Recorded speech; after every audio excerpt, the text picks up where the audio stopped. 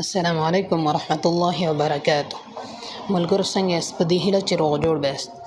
ملګرو نن زه تاسو ته د جی ایم ایل اکاونټ جوړولو طریقه مکمله طریقه درته ښیم چې په کومه طریقه موږ کولی شو چې جی ایم ایل اکاونټ جوړ کړو.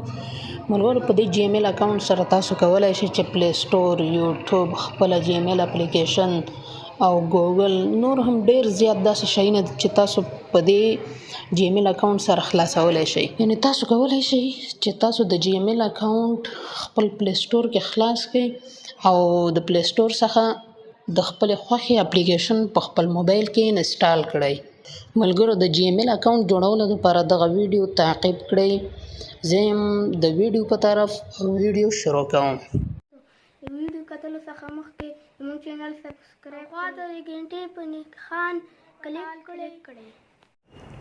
ملګرو د ټولو څخه لومړی به تاسو خپل ګوګل که ګوګل نه وي مثلا کوم براوزر وي هغه براوزر خلاص کړئ. نو زه اوس ګوګل ته ورځم. ګوګل خلاصوم. ګوګل کې به سرچ ولیکئ. تاسو به دلته ولیکئ ګوګل فاصله اکاونټ، یعنی ګوګل اکاونټ دا به تاسو ولیکئ. چې کله مې ولیکه دغه زه درته په نښه کوم، دغه باندې به کلیک کړئ. لاندې نور هم د هغې نه به تېر شي، په دې باندې به صرف کلیک کړئ. او چې په دې مو کلیک بره سر کې هغه شین خط کې لیکئ ګو ټو ګوګل اکاونټ، په دې باندې به کلیک کړئ. ګو ټو ګوګل اکاونټ صحیح شو. چې په دې باندې مو کلیک نو تاسو په دلته لاندې به تاسو په دغه باندې کلیک کړئ کریټ اکاونټ. دلته چې کلیک بیا به فور مای سیلف په دې اول باندې کلیک کړئ. چې کله مو په دې باندې کلیک نو په اول سر کې به تاسو خپل نوم ورکړئ، دویم کې به تخلص ورکړئ او دغه ځای کې به تاسو هغه جی ایم ایل چې په کوم څه باندې جوړوئ هغه به تاسو ورکړئ. صحیح شو. نور به @gmail.com به ورسره نه لیکئ، صرف هغه به ورکړئ. ورته که نه یې اخیسته نو داسې دا شمار به ورته یو څو شمار به ورکړئ، ورته حروف به ورکړئ او لاندې به پاسورډ ورکړئ. بیا به دویم ځای کې هم پاسورډ ورکړئ، بیا به په نیکسټ باندې کلیک کړئ.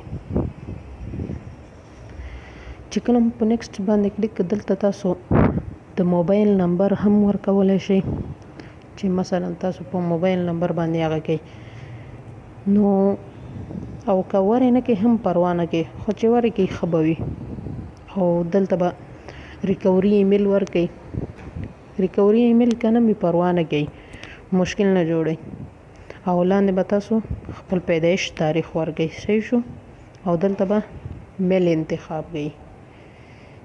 صحیح شو. بیا به لاندې په نیکسټ باندې کلیک کړئ.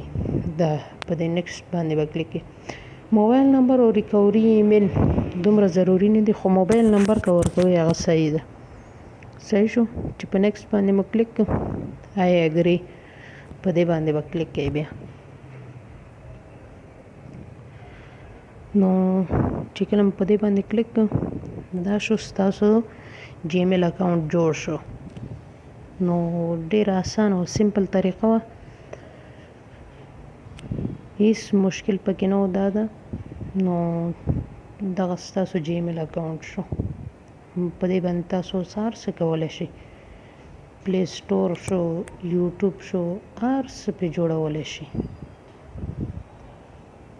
نو دې ته تاسو عکس هم لګولی شئ، همدارنګه کوم پاسورډ چې مو ورکړی وي هغه هم چینج کولی شئ.